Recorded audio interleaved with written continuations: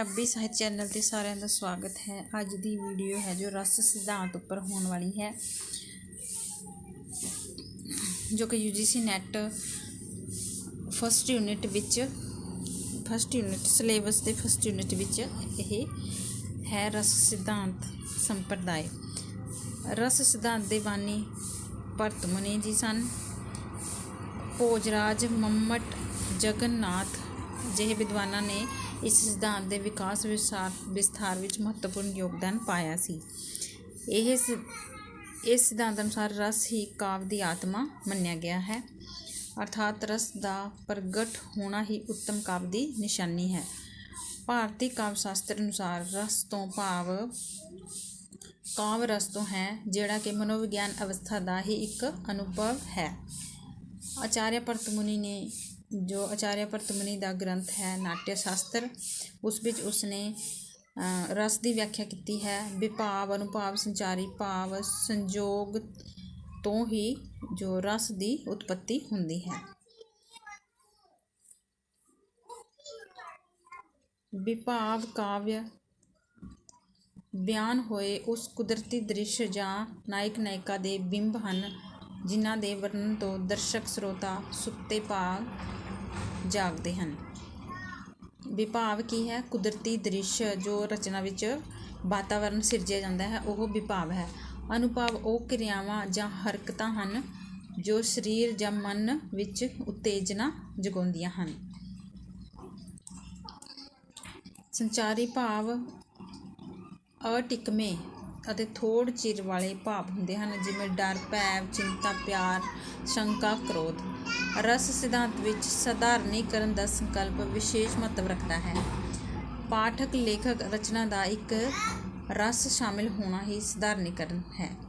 ਪਾਠਕ ਅਤੇ ਲੇਖਕ ਦਾ ਇੱਕ ਰਚਨਾ ਵਿੱਚ ਇੱਕ ਰਸ ਵਿੱਚ ਸ਼ਾਮਿਲ ਹੋਣਾ ਸਧਾਰਨੀਕਰਨ ਹੈ। ਜਦੋਂ ਲੇਖਕ ਦੀ ਰਚਨਾ ਕਿਸੇ ਪਾਠਕ ਸਰੋਤਾ 'ਤੇ ਲੋੜੀਂਦਾ ਪ੍ਰਭਾਵ ਪਾ ਕੇ ਉਸਨੂੰ ਉਸੇ ਰੰਗਤ ਵਿੱਚ ਢਾਲ ਲੈਂਦੀ ਹੈ, ਤਾਂ ਉਹ ਹੀ ਸਧਾਰਨੀਕਰਨ ਹੈ।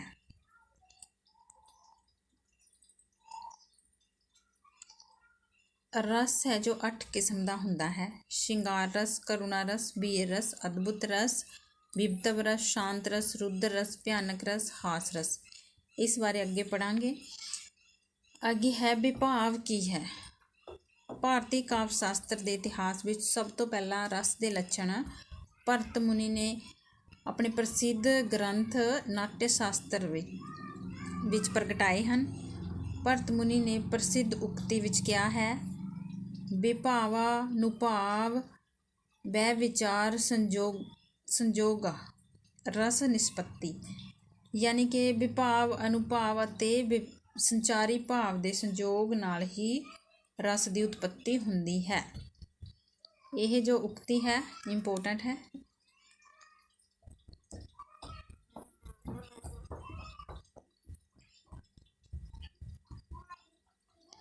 ਪੰਡਿਤ ਰਾਮ ਚੰਦਰ ਸ਼ੁਕਲ ਅਨੁਸਾਰ ਕਵੀ ਦੀ ਕਲਾ ਕਿਰਤ ਦੇ 2 ਪੱਖ ਹੁੰਦੇ ਹਨ: ਵਿਭਾਵ ਪੱਖ ਅਤੇ ਭਾਵ ਪੱਖ।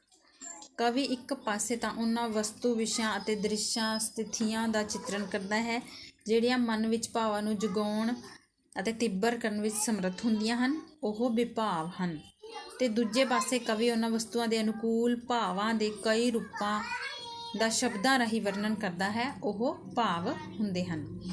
ਵਿਭਾਵ 2 ਤਰ੍ਹਾਂ ਦੇ ਹੁੰਦੇ ਹਨ: ਆਲੰਬਨ ਤੇ ਉਦੀਪਨ। ਆਲੰਬਨ ਵਿਭਾਵ ਉਹ ਹੁੰਦਾ ਹੈ ਜਿਸ ਦੇ ਸਹਾਰੇ ਆਦਿਕ ਭਾਵ ਪੈਦਾ ਹੁੰਦੇ ਹਨ, ਜਿਸ ਨੂੰ ਵਿਸ਼ੇ ਵਸਤੂ ਬਣਾਇਆ ਜਾਂਦਾ ਹੈ। ਭਾਵ ਕੀ ਹੈ? ਭਾਰਤੀ ਕਾਵਿ ਸ਼ਾਸਤਰ ਦੇ ਰਸ ਸਿਧਾਂਤ ਅਨੁਸਾਰ ਅਨੁਭਾਵ ਭਾਵ ਤੋਂ ਮਗਰੋਂ ਪੈਦਾ ਹੁੰਦੇ ਹਨ। ਜੋ ਅਨੁਭਾਵ ਹੈ ਉਹ ਭਾਵ ਤੋਂ ਮਗਰੋਂ ਪੈਦਾ ਹੁੰਦੇ ਹਨ। ਸਥਾਈ ਭਾਵ ਦੇ ਕਾਰਜ ਦੇ ਰੂਪ ਵਿੱਚ ਅਨੁਭਾਵ ਪ੍ਰਗਟ ਹੁੰਦੇ ਹਨ। ਸਥਾਈ ਭਾਵ ਅਨੁਭਾਵ ਹੁੰਦੇ ਹਨ। ਭਾਵ ਦਾ ਉਹ ਪ੍ਰਭਾਵ ਜਿਸ ਨਾਲ ਪਿਆਰ ਆਦਿ ਭਾਵਾਂ ਦਾ ਅਨੁਭਵ ਹੁੰਦਾ ਹੈ, ਉਹਨਾਂ ਨੂੰ ਅਨੁਭਵ ਕਿਹਾ ਜਾਂਦਾ ਹੈ। ਭਾਨੂ ਦੱਤ ਨੇ ਇਸ ਦੇ 4 ਭੇਦ ਦੱਸੇ ਹਨ: ਕਾਵਿਕ ਅਨੁਭਵ, ਮਾਨਸਿਕ ਅਨੁਭਵ, ਆਹਾਰਯ ਅਨੁਭਵ, ਸਾਤਵਿਕ ਅਨੁਭਵ। ਕਾਵਿਕ ਅਨੁਭਵ ਕੀ ਹੈ? ਸਰੀਰਕ ਪੱਧਰ ਤੇ ਬਨੋਟੀ ਹਰਕਤਾਂ, ਮਾਨਸਿਕ ਦਿਲ ਦੀ ਮਸਤ ਅਵਸਥਾ, ਆਹਾਰਿਆ ਪਹਿਰਾਵੇ ਤੋਂ ਹੈ ਕਿ ਬਨਾਵਟੀ ਪਹਿਰਾਵਾ। ਸਾਤਵਿਕ ਅਨੁਭਵ ਸਰੀਰ ਦੇ ਸੁਭਾਵਿਕ ਤੇ ਕੁਦਰਤੀ ਅੰਗਾਂ ਵਿੱਚ ਵਿਕਾਰਾਂ ਦੀ ਅਵਸਥਾ ਹੈ ਸਾਤਵਿਕ। ਭਾਨੂ ਦੱਤ ਨੇ ਇਸ ਦੇ 4 ਇਹ ਭਾਗ ਦੱਸੇ ਹਨ, ਭੇਦ ਦੱਸੇ ਹਨ। ਅਗਲਾ ਹੈ ਸੰਚਾਰੀ ਭਾਵ, ਵਿਵਚਾਰੀ ਭਾਵ। ਭਾਰਤੀ ਕਾਵਿ ਸ਼ਾਸਤਰ ਵਿੱਚ ਸੰਚਾਰਸ਼ੀਲ ਅਟਿਕਵੇਂ ਮਨੋਭਾਵਾਂ ਜਾਂ ਚਿੱਤ ਬਿਰਤੀਆਂ ਵਿੱਚ ਸੰਚਾਰੀ ਭਾਵ ਕਿਹਾ ਜਾਂਦਾ ਹੈ, ਜੋ ਕਿ ਅਟਿਕਵੇਂ ਹਨ, ਥੋੜ੍ਹੇ ਚਿਰੀ ਭਾਵ ਹੁੰਦੇ ਹਨ। ਉਹਨਾਂ ਨੂੰ ਸੰਚਾਰੀ ਭਾਵ ਸਥਾਈ ਭਾਵਾਂ ਨੂੰ ਪੁਸ਼ਟ ਕਰਕੇ ਰਸ ਦੀ ਪਰਿਪੱਕਤਾ ਲਈ ਲਾਭਕਾਰੀ ਹੋ ਕੇ ਜਲ ਤਰੰਗਾਂ ਵਾਂਗ ਸੰਚਾਰ ਕਰਦੇ ਹਨ। ਇਹ ਗਤੀਸ਼ੀਲ ਹੁੰਦੇ ਹਨ। ਹਰ ਇੱਕ ਰਸ ਦੀ ਪ੍ਰਕਿਰਤੀ ਅਨੁਸਾਰ ਸੰਚਾਰੀ ਭਾਵ ਵੀ ਬਦਲਦੇ ਰਹਿੰਦੇ ਹਨ। ਭਰਤ ਮੁਨੀ ਨੇ ਸੰਚਾਰੀ ਭਾਵ 33 ਇਹਨਾਂ ਦੀ ਗਿਣਤੀ ਦੱਸੀ ਹੈ ਤੇ ਮੰਮਟ ਸੰਚਾਰੀ ਭਾਵਾਂ ਨੂੰ ਸਹਿਕਾਰੀ ਜਾਂ ਸਹਿਯੋਗੀ ਆਖਦੇ ਹਨ। ਇਸ ਤੋਂ ਅਗਲਾ ਹੈ ਭਾਵ ਸਥਾਈ ਭਾਵ। ਭਾਵ ਜਾਂ ਸਥਾਈ ਭਾਵ ਸਾਹਿਤ ਦੇ ਸੰਦਰਭ ਵਿੱਚ ਭਾਵ ਦਾ ਅਰਥ ਕੇਵਲ ਗਿਆਨ ਮਾਤਰ ਨਹੀਂ, ਸਗੋਂ ਆਵੇਸ਼ ਜਾਂ ਵੇਗ ਵਾਲੀ ਖਾਸ ਅਵਸਥਾ ਹੈ, ਜਿਸ ਵਿੱਚ ਸਰੀਰ ਬਿਰਤੀ ਮਨੋਵਿਰਤੀ ਦੋਹਾਂ ਦਾ ਸੰਯੋਗ ਹੁੰਦਾ ਹੈ ਤੇ ਇਉਂ ਸਰੀਰ ਤੇ ਮਨ ਦੀ ਸਾਂਝੀ ਹਾਲਤ ਦਾ ਨਾਮ ਭਾਵ ਹੈ।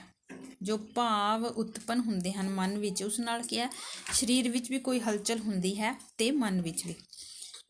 ਇਹ ਚੁਗਿਰਦੇ ਸਮੱਗਰੀ ਦੇ ਅਨੁਸਾਰ ਬਦਲਦੇ ਰਹਿੰਦੇ ਹਨ। ਜਿਵੇਂ ਸ਼ੇਰ ਨੂੰ ਦੇਖ ਕੇ ਡਰ ਪੈਦਾ ਹੁੰਦਾ ਹੈ, ਡਰ ਦਾ ਭਾਵ ਪੈਦਾ ਹੋ ਜਾਂਦਾ ਹੈ। ਕਿਸੇ ਦੁਖੀ ਇਨਸਾਨ ਨੂੰ ਦੇਖ ਕੇ ਦਇਆ ਦਾ ਭਾਵ ਮਨ ਵਿੱਚ ਆ ਜਾਂਦਾ ਹੈ ਤੇ ਬੇਢੰਗੇ ਵਿਵਹਾਰ ਨੂੰ ਦੇਖ ਕੇ ਹਾਸਾ ਆ ਜਾਂਦਾ ਹੈ।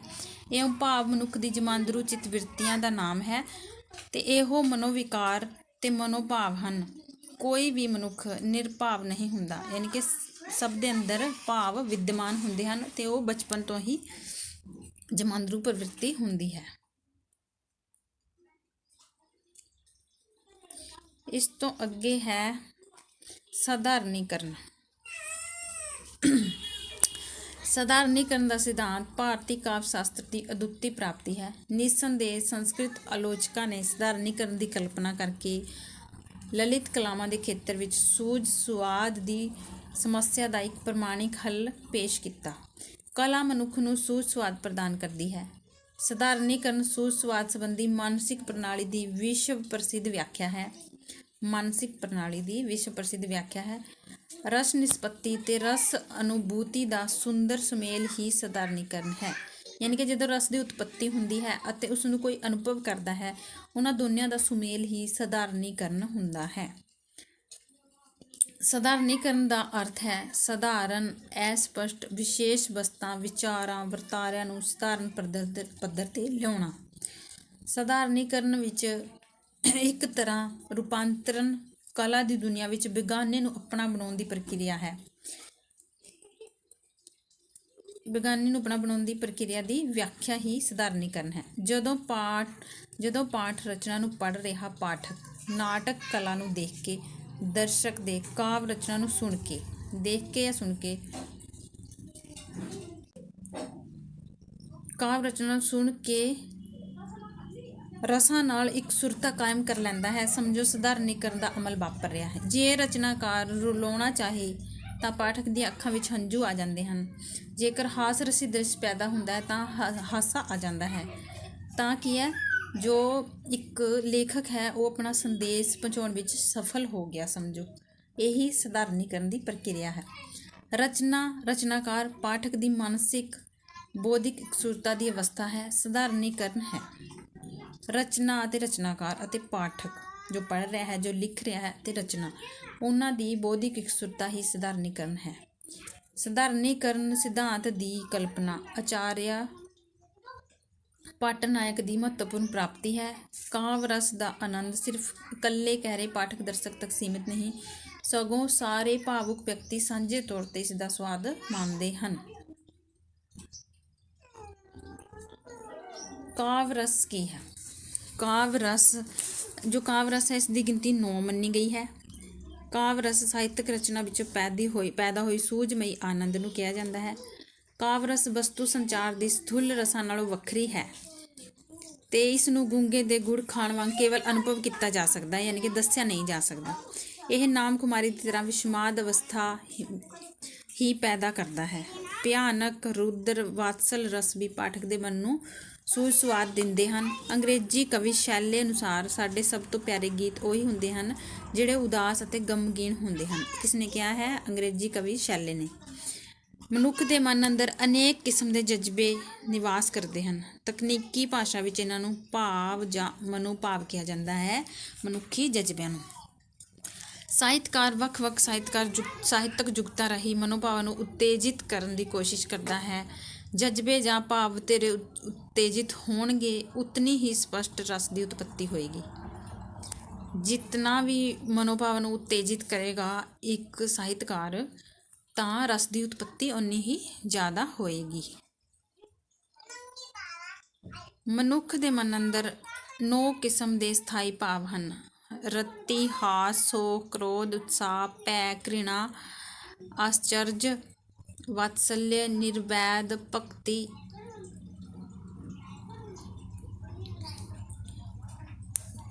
ਤੇ ਇਹਨਾਂ ਦੀ ਰਸਾਂ ਦੀ ਜੋ ਸਥਾਈ ਭਾਵ ਹਨ ਉਹ ਕਿਹੜੇ-ਕਿਹੜੇ ਹਨ? ਸ਼ਿੰਗਾਰ ਰਸ ਪ੍ਰੀਤ ਪ੍ਰੇਮ ਸਥਾਈ ਭਾਵ ਹੈ। ਹਾਸ ਰਸ ਦਾ ਹਾਸਾ, ਕਰੁਣਾ ਰਸ ਦਾ ਸ਼ੋਕ, ਰੁਦਰ ਰਸ ਦਾ ਕ੍ਰੋਧ, ਵੀਰ ਰਸ ਦਾ ਭਾਵ ਉਤਸ਼ਾਹ ਹੈ। ਭਿਆਨਕ ਰਸ ਦਾ ਸਥਾਈ ਭਾਵ ਭੈ ਹੈ। ਅਦਭੁਤ ਰਸ ਦਾ ਸਥਾਈ ਭਾਵ ਆਸ਼ਚर्य ਜਾਂ ਵਿਸਮय ਹੈ। ਪੀਬਤਸ ਰਸ ਕੀ ਹੈ? ਘ੍ਰਿਣਾ ਹੈ। ਸ਼ਾਂਤ ਰਸ ਦਾ ਸਥਾਈ ਭਾਵ ਵੈਰਾਗ ਹੈ। ਇਹਨਾਂ ਵਿੱਚੋਂ ਸ਼ਿੰਗਾਰ ਰਸ ਨੂੰ ਰਸਾਂ ਦਾ ਰਾਜਾ ਕਿਹਾ ਗਿਆ ਹੈ। ਸ਼ਿੰਗਾਰ ਰਸ 2 ਕਿਸਮ ਦਾ ਹੁੰਦਾ ਹੈ: ਸੰਜੋਗ ਵਿਜੋਗ ਜਾਂ ਵਸਲ ਹਿਜਰ। ਇੱਕ ਸੰਜੋਗ ਤੇ ਵਿਯੋਗ, ਦੋਨੋਂ ਹੀ ਸ਼ਿੰਗਾਰ ਰਸ ਦੇ ਭਾਗ ਹਨ। ਅਗਲਾ ਜੋ ਆਪਣਾ ਸੰਪਰਦਾਇ ਹੈ, ਅਲੰਕਾਰ ਸਿਧਾਂਤ ਸੰਪਰਦਾਇ। ਅਲੰਕਾਰ ਸਿਧਾਂਤ ਦੇ ਸੰਸਥਾਪਕ ਕੌਣ ਹਨ? ਆਚਾਰੀਆ ਭਾਮੇ। ਅਲੰਕਾਰਵਾਦੀ ਆਲੋਚਕ ਕਾਵ ਦੀ ਆਤਮਾ ਅਲੰਕਾਰ ਨੂੰ ਮੰਨਦੇ ਹਨ। ਇਹ ਅਲੰਕਾਰ ਨੂੰ ਮੰਨਦੇ ਹਨ। ਅਲੰਕਾਰ ਵਿਹੂਣੀ ਜੋ ਕਵਿਤਾ ਹੁੰਦੀ ਹੈ ਉਹ ਉਸ ਤਰ੍ਹਾਂ ਹੁੰਦੀ ਹੈ ਜਿਸ ਤਰ੍ਹਾਂ ਕਿ ਗਹਿਣਿਆਂ ਤੋਂ ਬਿਨਾਂ ਔਰਤ।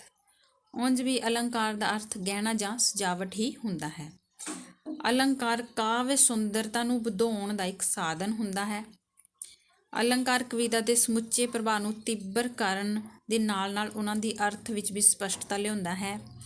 ਅਲੰਕਾਰਾਂ ਦੀ ਗਿਣਤੀ ਅਨੇਕ ਹੋ ਸਕਦੀ ਹੈ, ਪਰ ਮੁੱਖ ਤੌਰ 'ਤੇ ਇਹ 3 ਕਿਸਮ ਦਾ ਸ਼ਬਦ ਅਲੰਕਾਰ, ਅਰਥ ਅਲੰਕਾਰ ਅਤੇ ਸ਼ਬਦਾਰਥ ਅਲੰਕਾਰ ਹਨ। ਆਮ ਆਲੋਚਕਾਂ ਦੀ ਨਜ਼ਰ ਵਿੱਚ ਉਪਮਾ, ਰੂਪਕ ਅਤੇ ਕਥਨੀ ਇਹ 3 ਅਲੰਕਾਰ ਮਸ਼ਹੂਰ ਹਨ। ਕੋਈ ਸਮਾਂ ਸੀ ਜਦੋਂ ਅਲੰਕਾਰ ਸਿਧਾਂਤ ਨੂੰ ਪ੍ਰਮੁੱਖਤਾ ਪ੍ਰਾਪਤ ਸੀ, ਪਰ ਬਾਅਦ ਵਿੱਚ ਇਹ ਕਾਵਿ ਦੇ ਸਾਧਨ ਨਾ ਮਾਤਰ ਬਣ ਕੇ ਰਹਿ ਗਿਆ। ਇੱਥੋਂ ਤੱਕ ਕਿ ਅਲੰਕਾਰ ਨੂੰ ਰਸ ਜਾਂ ਧੁਨੀ ਦਾ ਸਹਾਇਕ ਅੰਗ ਹੀ ਪ੍ਰਵਾਨ ਕੀਤਾ ਜਾਣ ਲੱਗਾ। ਵਰਤਮਾਨ ਸਮੇਂ ਦੀ ਸਾਹਿਤਕ ਆਲੋਚਨਾ ਬਹੁਤੀ ਮਾਤਰਾ ਵਿੱਚ ਸਿਰਜੇ ਗਏ ਅਲੰਕਾਰਾਂ ਦਾ ਵਿਰੋਧ ਕਰਦੀ ਹੈ। ਜੋ ਸਾਹਿਤਕ ਆਲੋਚਨਾ ਹੈ ਉਹ ਜ਼ਿਆਦਾ ਅਲੰਕਾਰਾਂ ਦਾ ਵਿਰੋਧ ਕਰਦੀ ਹੈ ਵਰਤਮਾਨ ਸਮੇਂ ਵਿੱਚ, ਕਿਉਂਕਿ ਅਲੰਕਾਰ ਯਥਾਰਥ ਦੀ ਪਛਾਣ ਵਿੱਚ ਅਕਸਰ ਰੁਕਾਵਟ ਬਣਦੇ ਹਨ। ਅੱਗੇ ਧੁਨੀ ਸੰਪਰਦਾਇ ਹੈ, ਇਹ ਨੈਕਸਟ ਵੀਡੀਓ ਵਿੱਚ ਕਰਾਂਗੇ। ਤੇ ਅੱਜ ਦੀ ਵੀਡੀਓ ਤੁਹਾਨੂੰ ਕਿਸ ਤਰ੍ਹਾਂ ਦੀ ਲੱਗੀ ਕਮੈਂਟ ਬਾਕਸ ਵਿੱਚ ਲਿਖ ਕੇ ਜ਼ਰੂਰ ਦੱਸਣਾ, ਤੇ ਵੀਡੀਓ ਨੂੰ ਲਾਈਕ ਅਤੇ ਸ਼ੇਅਰ ਜ਼ਰੂਰ ਕਰਨਾ।